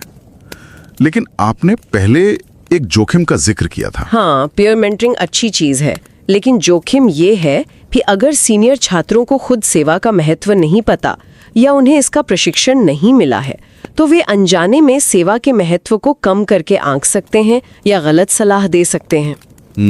ये भी है। इसलिए सिर्फ जागरूकता पैदा करना काफी नहीं है। डॉक्टरेट कार्यक्रमों को छात्रों को सेवा भूमिकाओं के लिए जरूरी व्यावहारिक कौशल भी सिखाने चाहिए। जैसे रिव्यू कैसे लिखें, इसकी कार्यशालाएं आयोजित करना, या छात्रों को महत्वपूर्ण सेवा असाइनमेंट में फैकल्टी के साथ काम करने का अवसर देना, जिसे शैडोइंग कहते हैं, या अकादमिक नागरिकता पर प्रोफेशनल डेवलपमेंट सेमिनार आयोजित करना। लक्ष्य ये है कि भविष्य के लिए स्वयं सेवकों की एक मजबूत और टिकाऊ पाइपलाइन तैयार हो। बिल्कुल। ये तो हुई शुरुआती स्तर की बात। सीनियर विद्वानों की क्या भूमिका हो सकती है? क्या वे रोल मॉडल बन सकते हैं? उनकी भूमिका तो बहुत ही अहम है। सीनियर शिक्षाविद हमारे पेशे के मूल्यों और मानदंडों को आकार देने में एक क्रिटिकल रोल प्ले करते हैं। उनका रवैया जूनियर साथियों को प्रभावित करता है? बहुत ज्यादा। जब सीनियर विद्वान खुद स्वयं सेवा को अपनाते हैं, उसे महत्व देते हैं, तो वे ये संकेत देते हैं कि सेवा न केवल एक पेशेवर जिम्मेदारी है बल्कि ये बौद्धिक विकास, नेटवर्किंग और अपने विषय के भविष्य में योगदान करने का एक अवसर भी है। लेखक अपने अनुभव बताते हैं कि कैसे सीनियर साथियों ने उन्हें मदद की थी। हाँ, उन्होंने बताया कि कैसे करियर की शुरुआत में सीनियर साथियों ने उन्हें कॉन्फ्रेंस ट्रैक सह आयोजित करने या पांडुलिपियों की सह समीक्षा करने के लिए आमंत्रित किया, और सिर्फ आमंत्रित ही नहीं किया बल्कि मार्गदर्शन भी दिया, और ये भी सुनिश्चित किया कि वे सेवा के बोझ तले दब ना जाएं। तो ये सिर्फ काम देना नहीं बल्कि साथ में सपोर्ट और गाइडेंस देना भी है। बिल्कुल। इस तरह का मार्गदर्शन न केवल व्यावहारिक अनुभव देता है बल्कि ये भी दिखाता है कि ये योगदान मूल्यवान है, इनकी कद्र है। और उतना ही महत्वपूर्ण ये है कि सीनियर शिक्षाविद जूनियर साथियों को सेवा और रिसर्च के बीच संतुलन बनाने में मदद करें। हाँ, उन्हें ये समझने में मदद करें कि सेवा कोई अल्पकालिक बोझ नहीं बल्कि एक दीर्घकालिक पेशेवर जिम्मेदारी है। और उन्हें कुछ चीजों से बचना भी चाहिए। हाँ, ऐसे व्यवहारों से बचना चाहिए जो जूनियर्स को हतोत्साहित करते हैं, जैसे अपना अधिकार जताना या पक्षपात करना या अच्छे सेवा अवसरों पर खुद ही कब्जा जमा लेना। तो मार्गदर्शन, अवसर और समर्थन देकर सीनियर शिक्षाविद एक ऐसी संस्कृति को बढ़ावा दे सकते हैं जहां स्वयं सेवा को अकादमिक जीवन का एक अपेक्षित और अभिन्न अंग माना जाता है। सही कहा। और तीसरा महत्वपूर्ण समाधान जो लेखक सुझाते हैं वो है साधनवादिता, यानी मेरे लिए इसमें क्या है वाली सोच को पहचानना और इनाम संरचनाओं को संशोधित करना। हाँ, ये बहुत प्रैक्टिकल सुझाव है। हमें वास्तविकता को स्वीकार करना होगा। देखिए, जहां स्वयं सेवा की भावना आदर्श रूप से आंतरिक प्रेरणा पर टिकी होनी चाहिए, हाँ। वहीं आज के अकादमिया की हकीकत ये है कि हमें ये सोचना होगा कि सेवा योगदान को बेहतर तरीके से कैसे समर्थन दिया जाए और कैसे पहचाना जाए। लेकिन इसमें फिर वही सवाल आता है, क्या सेवा को पहचानने या पुरस्कृत करने से उसकी स्वयं सेवा वाली भावना, वो वॉलंटियर स्पिरिट कम नहीं हो जाएगी? ये एक बहुत ही जायज चिंता है, लेकिन देखिए, अकादमिया में स्वयं सेवा को उन योगदानों के रूप में समझा जाना चाहिए जो आपकी तयशुदा जिम्मेदारियों जैसे टीचिंग और रिसर्च से परे किए जाते हैं। और ये करियर पुरस्कारों की लालच से नहीं, बल्कि पेशे को आगे बढ़ाने की प्रतिबद्धता से प्रेरित होने चाहिए। अब संस्थागत मान्यता देना इसके मूल्य को कम नहीं करता है, बल्कि ये सुनिश्चित करता है कि सेवा कार्य को अनदेखा न किया जाए या उसे कम महत्व न दिया जाए, उसे विजिबल बनाता है। तो संस्थान क्या कर सकते हैं? बिजनेस स्कूल, विश्वविद्यालय? वे कई कदम उठा सकते हैं, जैसे अपने वार्षिक कार्यभार मॉडल, एनुअल वर्कलोड मॉडल्स और प्रमोशन के मानदंडों में स्पष्ट रूप से सेवा को शामिल करें। बताएं कि इसका मूल्यांकन कैसे होगा। मतलब इसे औपचारिक रूप से सिस्टम का हिस्सा बनाना। हाँ, सेवा योगदान के मूल्यांकन के लिए पारदर्शी मानदंड बनाना। जो ज्यादा मांग वाली भूमिकाएं हैं, जैसे मुश्किल संपादकीय भूमिकाएं या प्रमुख कॉन्फ्रेंस असाइनमेंट, उनके लिए कार्यभार में कुछ क्रेडिट देना। टीचिंग लोड में थोड़ी कमी शायद। हाँ, बिल्कुल। या फिर वार्षिक फैकल्टी मूल्यांकन या पुरस्कारों में सेवा उपलब्धियों को विशेष रूप से उजागर करना। क्या ऐसे बदलावों के कुछ संकेत दिख रहे हैं? हाँ, कुछ उत्साहजनक संकेत हैं। लेखक बताते हैं कि जब संस्थान ऐसी सेवा को महत्व देते हैं तो जूनियर फैकल्टी भी संपादकीय समीक्षा बोर्डों में शामिल होने या अन्य सेवा भूमिकाएं लेने के अवसर तलाशते हैं। कई विश्वविद्यालय अब नागरिकता या सर्विस को औपचारिक मूल्यांकन का हिस्सा बना रहे हैं। और पत्रिकाओं, अकादमिक संघों और प्रकाशकों की भी इसमें भूमिका है? निश्चित रूप से। कुछ पत्रिकाएं और संघ पहले से ही अच्छा काम कर रहे हैं, जैसे उत्कृष्ट समीक्षकों की वार्षिक सूची प्रकाशित करना या अनुकरणीय संपादकीय सेवा के लिए प्रमाण पत्र देना। इससे पहचान मिलती है। हाँ, कुछ लोग समीक्षकों और संपादकों के लिए व्यावसायिक विकास कार्यशालाएं भी आयोजित करते हैं, जिससे उन्हें बेहतर बनने में मदद मिलती है और समुदाय की भावना भी बनती है। प्रकाशक भी बर्नआउट से निपटने में मदद कर सकते हैं, जैसे प्रशिक्षण देना, प्रशासनिक सहायता देना या विकास के अवसर प्रदान करना। लेकिन ये प्रयास अभी भी शायद बिखरे हुए हैं, सिस्टमैटिक नहीं है। बिल्कुल। जरूरत इस बात की है कि इन्हें व्यवस्थित रूप से अकादमिक इनाम संरचना में एकीकृत किया जाए। लक्ष्य, जैसा मैंने पहले कहा, अकादमिक सेवा का साधन बनाना नहीं है, उसे पूरी तरह इंस्ट्रूमेंटल बनाना नहीं है, बल्कि ये सुनिश्चित करना है कि स्वयंसेवी योगदान को वो पहचान, वो सम्मान और वो संस्थागत समर्थन मिले जिसके वे हकदार हैं। तो कुल मिलाकर बात यह है कि अकादमिया का भविष्य सिर्फ ज्ञान पैदा करने पर ही निर्भर नहीं करता। नहीं, ये उन संस्थानों, उन नेटवर्कों और उन प्रथाओं को बनाए रखने के लिए विद्वानों की इच्छा पर भी निर्भर करता है जो ज्ञान सृजन को संभव बनाते हैं। स्वयं सेवा वो अदृश्य बुनियाद है जो हमारे पेशे को एक साथ जोड़े रखती है। हाँ, वो इनविजिबल इंफ्रास्ट्रक्चर। और जब ये कमजोर होती है तो कठोरता, मार्गदर्शन और समुदाय के मानक, ये सब खतरे में पड़ जाते हैं। इस संस्कृति का पुनर्निर्माण सिर्फ अतीत के लिए नॉस्टैल्जिया नहीं है। नहीं, बिल्कुल नहीं। ये एक बदलती दुनिया के लिए अकादमिक जीवन की फिर से कल्पना करने के बारे में है। और इसके लिए क्या चाहिए? इसके लिए इनाम प्रणालियों को डिजाइन करने में रचनात्मकता चाहिए। अकादमिक सफलता की जो संकीर्ण परिभाषाएं हैं, उन्हें चुनौती देने का साहस चाहिए। और हर करियर चरण में विद्वानों से ये उम्मीद करने की प्रतिबद्धता चाहिए कि वे सेवा को बोझ के रूप में नहीं, बल्कि एक साझा जिम्मेदारी के रूप में देखें। सफलता का असली पैमाना शायद प्रस्तावित कार्यशालाओं या बनाए गए पुरस्कारों की संख्या में नहीं होगा। नहीं, असली पैमाना इस बात में होगा कि क्या हम एक ऐसा पेशा पीछे छोड़ते हैं जहां अगली पीढ़ी स्वाभाविक रूप से बिना किसी दबाव के सेवा को अपनी विद्वतापूर्ण पहचान का एक अभिन्न हिस्सा मानती है। और वो बदलाव आज से शुरू होता है, सचेत विकल्पों के साथ। हाँ, ऐसे विकल्प जो अकादमिक जीवन को सिर्फ एक व्यक्तिगत दौड़ के बजाय एक सामूहिक प्रयास के रूप में देखते हैं। तो लेखकों के उस शुरुआती सवाल पर लौटते हैं, लेकिन एक अलग अंदाज में। जब सेवा के लिए अगली गुजारिश आए तो ये पूछने के बजाय कि मेरे लिए इसमें क्या है, शायद हमें ये पूछना चाहिए, अगर हम नहीं करेंगे तो क्या होगा? शिक्षा जगत का भविष्य, अकादेमिया का भविष्य, शायद इसी सवाल के हमारे जवाब पर निर्भर करता है। बिल्कुल। और याद रखें, मूल जर्नल ऑफ मैनेजमेंट स्टडीज लेख का लिंक, जिसे अजय एस गौर और चिन्मय पटनायक ने लिखा है, आगे और गहराई से जानने के लिए शो नोट्स में उपलब्ध है। उसे ज़रूर पढ़ें, खासकर अगर आप अकादमिक दुनिया से जुड़े हैं या जुड़ने वाले हैं।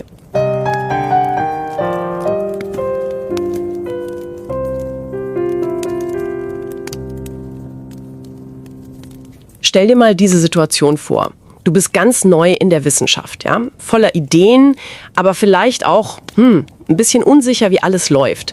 Und du sprichst mit einem erfahrenen Professor und sagst sowas wie, diese ganzen Serviceaufgaben, Gutachten schreiben, Konferenzen helfen, das lenkt doch total von der eigentlichen Arbeit ab, oder? Also von meiner Forschung. Und dieser erfahrene Kollege, der lächelt nur so milde und stellt dir eine ganz einfache Gegenfrage. Wenn wir es nicht tun, wer dann? Ja, eine gute Frage. Genau diese Frage und die Haltung dahinter, dieses Gefühl von gemeinsamer Verantwortung, das war früher vielleicht selbstverständlicher, das steht im Mittelpunkt einer echt wichtigen Diskussion. Angestoßen haben die zwei sehr erfahrene Akademiker. Nämlich Ajay S. Gaur von der Rutgers Business School und Chinmay Patnaik von der University of Sydney. Ihre Gedanken dazu, die haben sie in einem Essay veröffentlicht, und zwar im renommierten Journal of Management Studies. Ah ja, das ist natürlich eine Hausnummer. Absolut. Nur damit du das einordnen kannst, das ist ein Journal von der FT50-Liste, also wirklich die Top-Liga in der Managementforschung. Genau. Und wir möchten dir wirklich ans Herz legen, nimm dir die Zeit, lies diesen Artikel, der regt echt zum Nachdenken an und ist natürlich auch sorgfältig geprüft worden. Egal, ob du hier öfter reinhörst oder nicht. Das ist wirklich lesenswert. Eine Reflexion aus jahrzehntelanger Erfahrung. Genau. Den Link packen wir dir natürlich in die Shownotes. Klar. Was wir heute vorhaben, ist so die Kerngedanken aus diesem Essay für dich aufzubereiten. Gerade weil du vielleicht am Anfang deiner akademischen Reise stehst, gibt dir das, glaube ich, unglaublich wertvolle Einblicke. Absolut. Es geht ja um das Innenleben der Wissenschaft, ne? Ja, genau. Um etwas, das man oft übersieht, aber das total entscheidend dafür ist, wie Forschung überhaupt funktioniert. Und damit eben auch, wie deine zukünftige Arbeit, wie die begutachtet wird, diskutiert, verbreitet. Wir schauen uns also an, wie beschreiben die Autoren das Problem?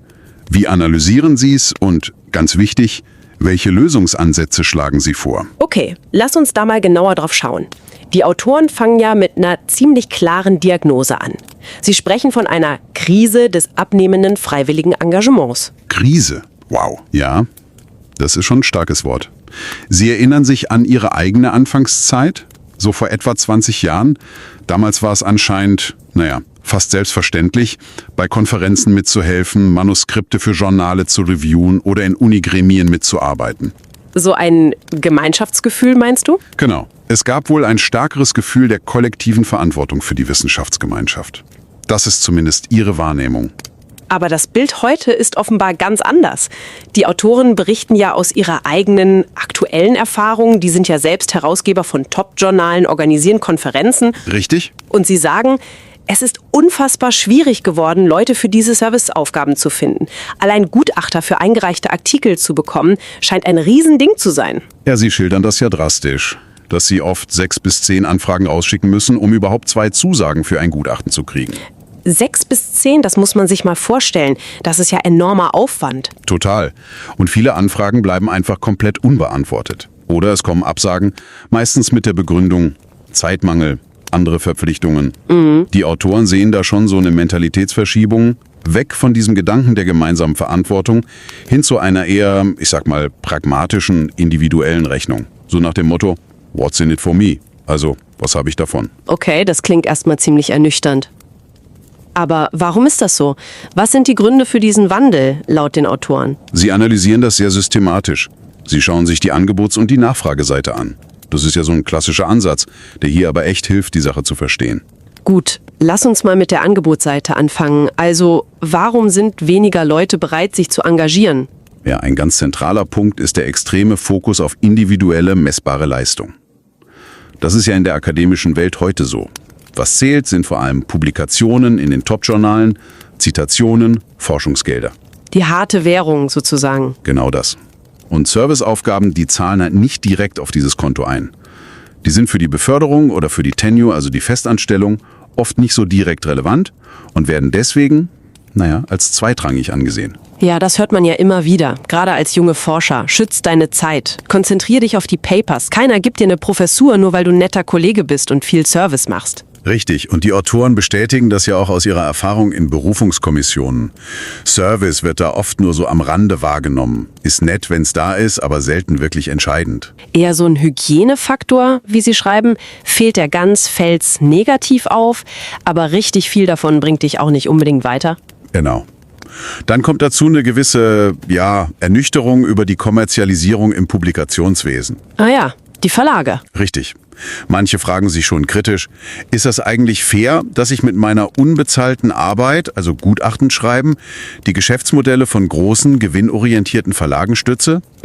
Kann ich nachvollziehen. Das allein erklärt jetzt nicht, warum auch in nicht kommerziellen Bereichen, also Fachgesellschaften oder Unigremien, das Engagement zurückgeht, aber es ist sicher ein Faktor, der zur Demotivation beitragen kann. Und dann gibt's ja noch die ganz banalen menschlichen Gründe, oder? Zeitmangel, Überlastung, Work-Life-Balance. Absolut. Der Druck im Job ist hoch, die Anforderungen sind enorm. Und diese Serviceaufgaben, die können ja auch echt zeitintensiv sein. Denk mal an ein gutes, faires Gutachten für ein Paper. Ja, das schreibt man nicht mal eben so nebenbei. Eben. Wenn man das ernst nimmt, kostet das richtig Zeit und Energie. Und die Gefahr von Burnout ist real, gerade bei den Leuten, die sich vielleicht trotzdem stark engagieren. Die Autoren erwähnen ja auch explizit Forschende mit Pflegeverantwortung für Kinder oder Angehörige. Die stehen oft besonders unter Druck, oder? Ja, genau. Die müssen ja noch härter abwägen.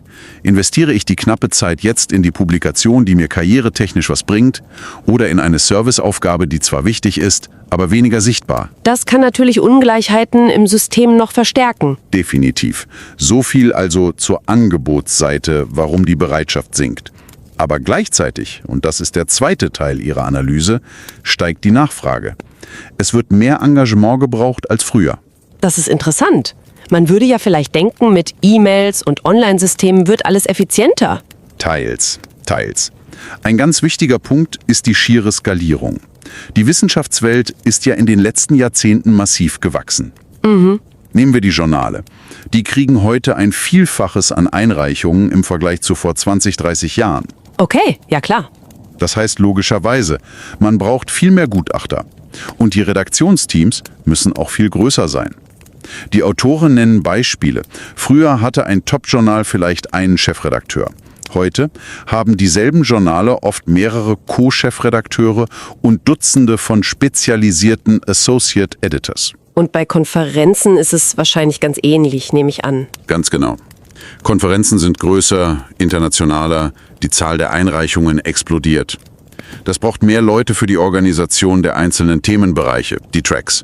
Mehr Gutachter für die Auswahl, mehr Aufwand für die ganze Logistik. Und die Erwartungen steigen ja sicher auch. Ja, sowohl an die wissenschaftliche Qualität der Begutachtung als auch an das Management der Veranstaltung selbst. Alles wird professioneller, aber eben auch aufwendiger. Das leuchtet ein. Mehr Leute, mehr Papers, mehr Arbeit. Logisch. Und dazu kommt noch die zunehmende Spezialisierung. Die Managementforschung, aber das gilt sicher auch für viele andere Disziplinen, fächert sich immer weiter auf. Es gibt immer mehr Subdisziplinen, Nischenthemen. Was ja wissenschaftlich oft sinnvoll ist. Absolut.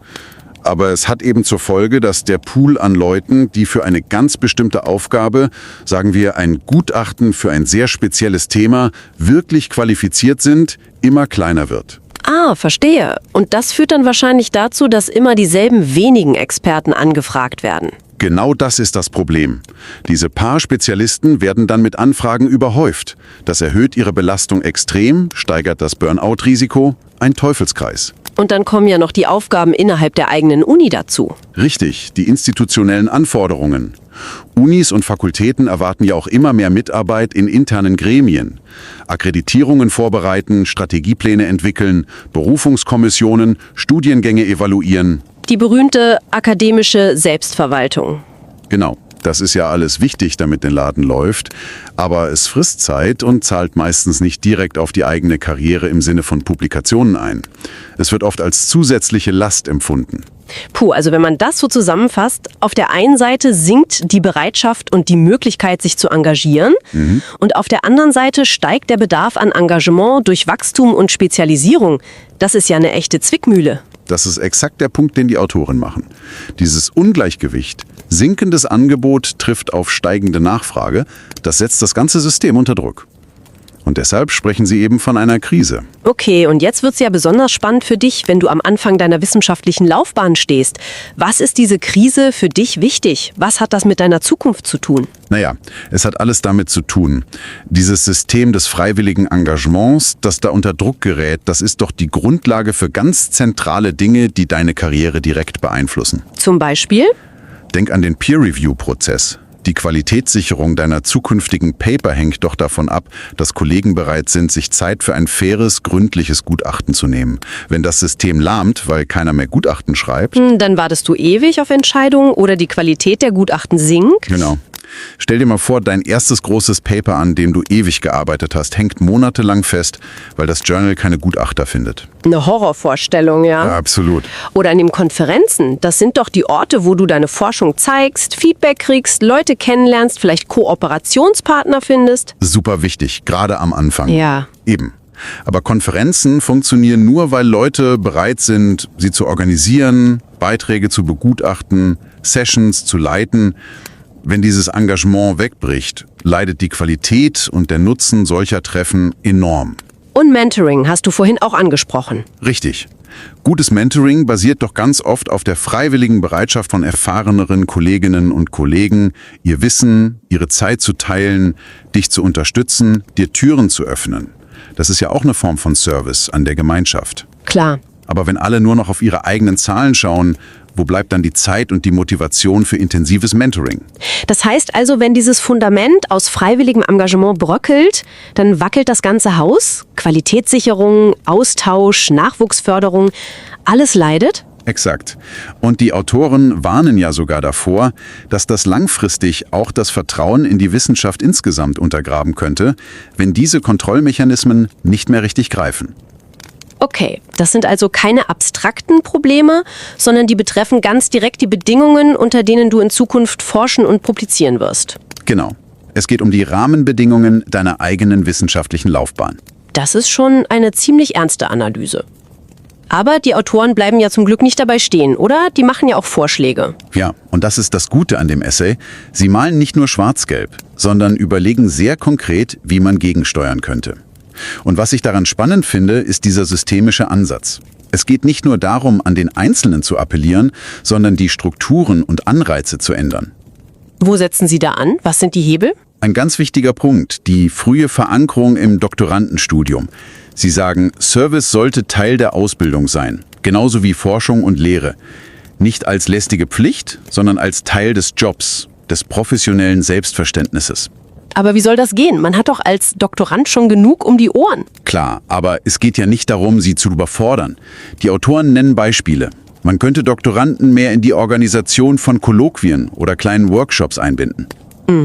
Betreuer könnten mal gemeinsam mit ihren Doktoranden ein Manuskript begutachten. Einfach um den Prozess zu zeigen, die Kriterien zu erklären.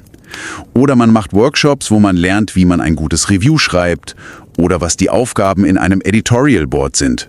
Also quasi Learning by Doing und gleichzeitig das Bewusstsein dafür schärfen. Genau darum geht's. Verständnis wecken, praktische Fähigkeiten vermitteln und von Anfang an so ein Gefühl der Mitverantwortung für die Community entwickeln. Okay, das ist der Nachwuchs. Zweiter Hebel sind dann wahrscheinlich die erfahrenen Leute, die Senior Scholars. Absolut. Deren Haltung, deren Vorbild, das prägt die Kultur und die Jüngeren natürlich enorm. Sie sollten selbst mit gutem Beispiel vorangehen, klar, aber eben auch den Nachwuchs aktiv fördern und einbinden. Wie denn? Indem sie zum Beispiel mal gemeinsam einen Konferenztrack organisieren oder beim ersten Gutachten als Mentor helfen oder jüngere Kollegen für Servicerollen vorschlagen und ihnen so Chancen geben. Die Autoren erzählen ja selbst, wie sie als junge Forscher von erfahrenen Editoren gezielt gefördert wurden. Wichtig ist dabei aber sicher auch, dass die Seniors ihre Machtpositionen nicht ausnutzen, oder? Dass sie nicht einfach nur die unliebsame Arbeit nach unten durchreichen. Ganz wichtiger Punkt. Die Autoren betonen das. Es muss darum gehen, Chancen fair zu teilen, nicht sie zu horten. Und man braucht auch realistische Ratschläge zur Balance. Stimmt. Es hilft ja niemandem, wenn der Nachwuchs im Service untergeht und mit der eigenen Forschung nicht mehr klarkommt. Es geht darum, eine Kultur zu schaffen, wo Service normal ist, wertgeschätzt wird und gemeinschaftlich getragen wird. Und der dritte große Punkt sind dann sicher die Belohnungsstrukturen und die Anerkennung. Denn solange nur Paper zählen, Wird sich wenig ändern. Exakt. Die Autoren sagen, freiwilliges Engagement kommt idealerweise aus intrinsischer Motivation, also weil man zur Gemeinschaft beitragen will. ja. Aber in der harten Realität des Wissenschaftsbetriebs braucht es eben auch mehr Sichtbarkeit, mehr Wertschätzung und eine stärkere Verankerung in den offiziellen Systemen. Was heißt das konkret für die Unis und Fakultäten? Sie regen an, Serviceleistungen explizit in Arbeitszeitmodellen und vor allem in Beförderungskriterien zu berücksichtigen. Man könnte transparente Kriterien entwickeln, wie verschiedene Aufgaben bewertet werden. Für besonders aufwendige Rollen, Mitarbeit im Editorial Board eines Top-Journals, Organisation einer großen Konferenz, könnte es Workload-Credits geben, also eine Anrechnung auf die Lehre oder andere Pflichten. Okay. Service sollte in Jahresgesprächen Thema sein, bei Auszeichnungen gewürdigt werden. Es gibt ja schon Unis, die versuchen, sowas wie Academic Citizenship oder Kollegialität stärker zu berücksichtigen. Und was können die Journale und Fachgesellschaften selbst tun? Außer immer nur zu bitten. Auch da gibt es Ideen. Manche Journale veröffentlichen ja schon Listen mit exzellenten Gutachtern oder vergeben Preise. Das schafft Anerkennung. Stimmt, das sieht man manchmal. Wichtig wären auch Fortbildungen für Gutachter und Editoren. Das sichert nicht nur die Qualität, sondern gibt den Freiwilligen auch was zurück. Sie lernen ja selbst was dabei. Ja, gute Idee. Und ganz zentral, die administrative Unterstützung verbessern. Viele Editoren und Gutachter kämpfen mit blöden Systemen und knappen Ressourcen. Da könnten Verlage und Gesellschaften investieren, um den Leuten die Arbeit leichter zu machen und Burnout vorzubeugen. Bessere Software, Schulungen, administrative Hilfe. Das klingt nach einem ganzen Maßnahmenpaket auf verschiedenen Ebenen. Das Ziel ist also nicht, Service irgendwie käuflich zu machen, sondern ihm den Stellenwert und die Unterstützung zu geben, die er verdient. Genau darum geht es. Service als integralen Teil von guter Wissenschaft anerkennen und die Rahmenbedingungen so gestalten, dass Engagement wieder attraktiver und selbstverständlicher wird, damit es nicht zerrieben wird zwischen Forschung und Lehre. Okay, was nehmen wir also mit aus diesem wichtigen Essay von Ajay Gaur und Chinmay Patnaik? Die zentrale Botschaft ist wohl, dieses oft unsichtbare freiwillige Engagement, das ist das Fundament, auf dem unser Wissenschaftssystem steht. Und wenn dieses Fundament bröckelt, und die Autoren sehen da ja deutliche Anzeichen, dann geraten Qualitätsstandards, Austauschformate wie Konferenzen, Mentoring und ja, letztlich der Gemeinschaftsgeist in Gefahr. Und es geht ihnen eben nicht darum, die Vergangenheit zu verklären, so nach dem Motto, früher war alles besser, sondern darum, das akademische Leben aktiv neu zu gestalten. Und dazu gehört auch, unseren Begriff von Erfolg in der Wissenschaft zu erweitern. Weg von der reinen Fixierung auf die Publikationsliste. Genau, hin zu einem umfassenderen Verständnis, das den Beitrag zur Gemeinschaft als ebenso wichtig ansieht. Der Essay endet ja mit einem Gedanken, der uns ziemlich nachdenklich gemacht hat. Den wollen wir dir gern noch mitgeben. Ja, die Autoren schreiben sinngemäß, der wahre Erfolg unserer Bemühungen, der wird sich nicht daran messen lassen, wie viele Workshops wir machen oder wie viele Preise wir für Service vergeben. Sondern Daran, ob die nächste Generation von Wissenschaftlern, also auch du, Service ganz instinktiv als selbstverständlichen Teil ihrer wissenschaftlichen Identität begreift. Und diese Veränderung, sagen sie, fängt bei uns allen an, heute. Mit bewussten Entscheidungen, die das akademische Leben eben nicht nur als individuellen Wettlauf sehen, sondern als gemeinschaftliches Projekt. richtig. Sie bringen es am Ende nochmal auf den Punkt, indem Sie die Eingangsfrage leicht verändern. Wenn die nächste Anfrage für eine Serviceaufgabe kommt, ein Gutachten, eine Aufgabe im Institut, Mitarbeit in einem Komitee, dann sollten wir uns vielleicht nicht als erstes fragen, was springt für mich dabei raus, sondern eher, was passiert mit unserem System, mit unserer Gemeinschaft, wenn engagierte Leute wie wir es nicht tun. Eine Frage, über die es sich lohnt nachzudenken, finden wir, gerade wenn man am Anfang steht und überlegt, was für eine Wissenschaftlerin, was für ein Wissenschaftler will ich eigentlich sein?